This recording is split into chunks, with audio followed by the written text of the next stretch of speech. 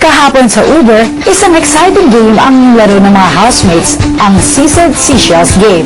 Magbibigay si Kuya ng tanong, saka naman sisisilin at hahanapin ng mga housemates ang shell na may tamang Sino sagot. ang housemate ang kumukuha ng kursong AB International Studies? Go!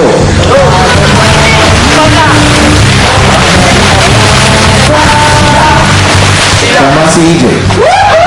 Sino ang housemate ng birthday ay September 27, 1989? Go!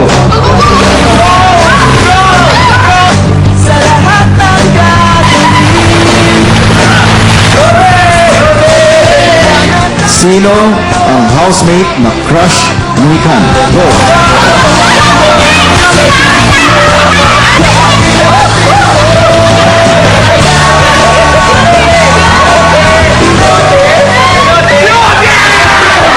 Ang tamang sagot, si Beauty. Si Maikan, kunyari wala lang.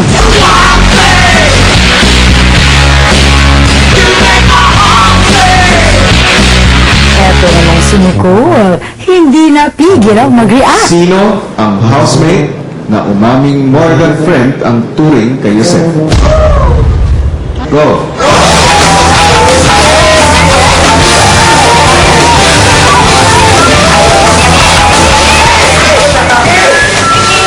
Ang housemate na ito ay may ambisyon na maging action star. Go!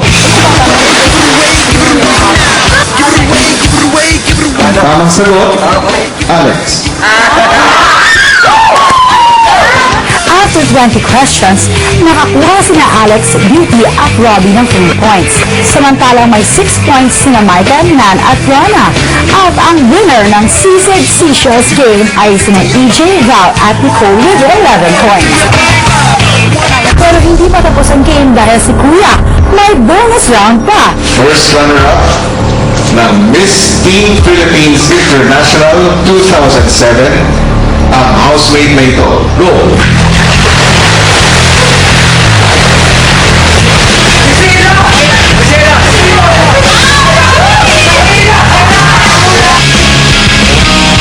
Ang ama ng housemate na ito ay isang laparoscopic surgeon.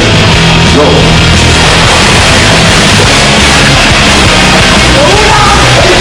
At nauna, nakuha ng tamang sagot ay ikaw, Robbie. Congrats, seasoned housemates!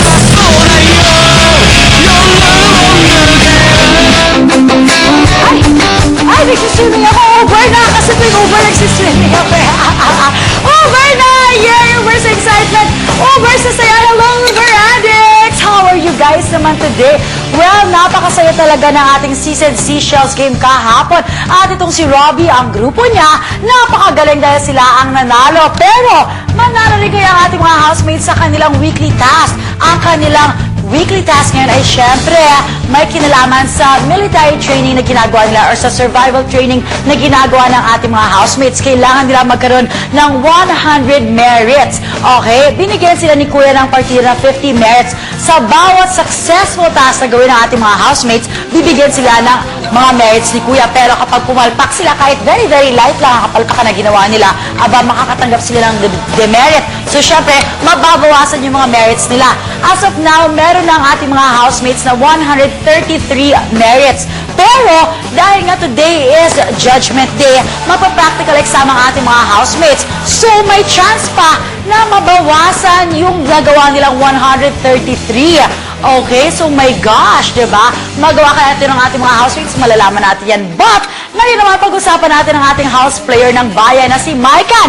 Naku, alam nyo ba na it's so sad dahil sa 4 na tasks na binibigay kay Maikan, isa pa lang siya na nanalo. How sad, diba? So, syempre ngayon, sana naman manalo si Maikan. So, let's give him another task. Syempre, kayo pa rin ang boboto. Sinong housemate ang gusto ninyong pagsilbihan ni Maikan? Is it A, Valerie, or B, Priscilla? Bumoto na kayo by texting BB Poll space A kung kunwari si Valerie yung gusto ninyo, BB Poll space B kung kunwari si Priscilla yung gusto ninyo. So, itodo nyo na. Mamaya, malalaman natin kung sinong housemate ang gusto nyong pagsilbihan itong si Maikan.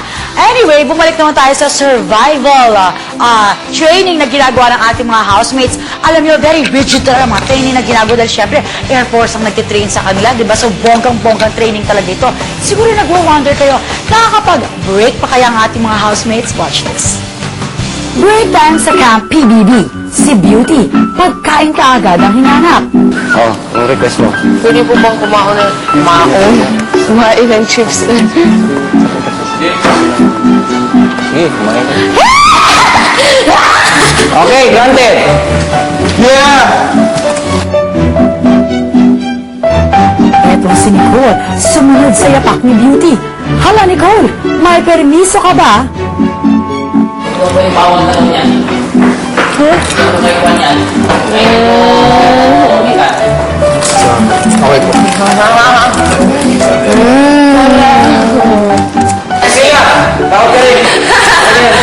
Mag-escape. Oy! Aba, Nicole, mukhang happy ka na may karamay ka sa di pagkain ng potato chips, ha? Bawal. Dito ka sa tabi ni Nico. Kuya. Sa'yo mo sa tabi. Ay, naganda Tabi. ako. Tabi. Tabi ka. Harap kay... Harap daw kay Beauty. Priscilla, obey before you complain. Ayan, mas lalo ka matatakam sa punishment mo. Ay, describe mo naman yung lasa at para malasahan nila. Sour na cream. I know. Actually, girls, di ba't nagko-complain kayo dati na masakit ang tiyan nyo? Kaya yan, pinagbawalan tuloy kayo sa chips. So unfair!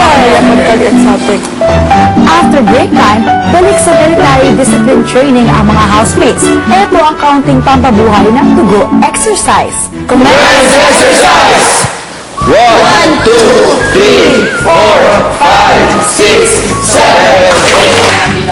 1, 2, 3, 4, 5, 6, 7, 6.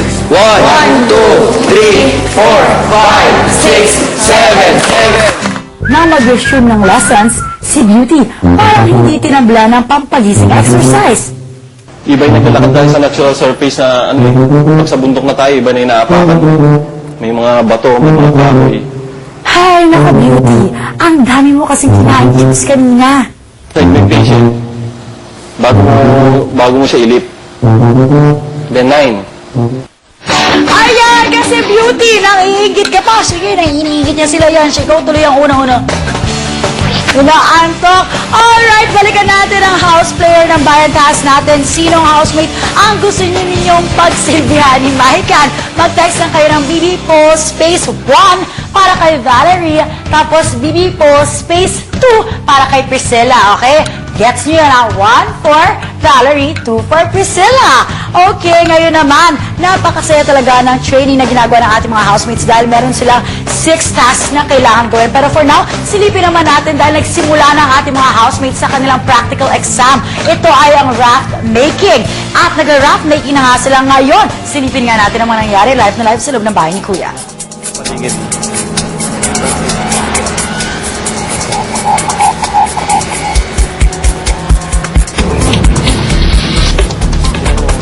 Ilan yung ano nila.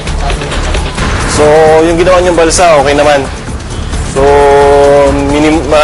ano lang, minimum ano lang, sa pagtali, hindi masyado mahigpit.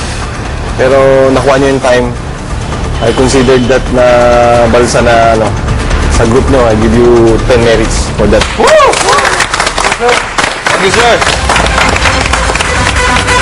Wow! Ayan, muntik pa akong mawala. Okay. Diba, nadagdagan pa ng merit sa ating mga housemates dahil napakagaling nila sa raft making. Although, sabi ni, pwede ko pa siyang tawagin, sergeant coach or coach. Ano, sabi ni coach na hindi daw masyado mahigpit yung tali nila. Alam nyo, nung Girl Scout ako, tinuruan kami gumawa ng mga ganyan. Okay, ngayon naman, magsisave ang ating mga housemates na isang drowning mannequin. Magawa kaya nila yan? Yan ang dapat mong abangan sa pagbabalik ng Uber.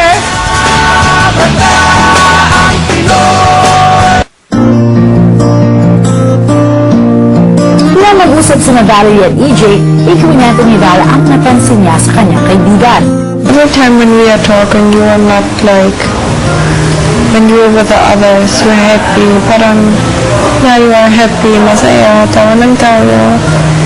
And happy, witty.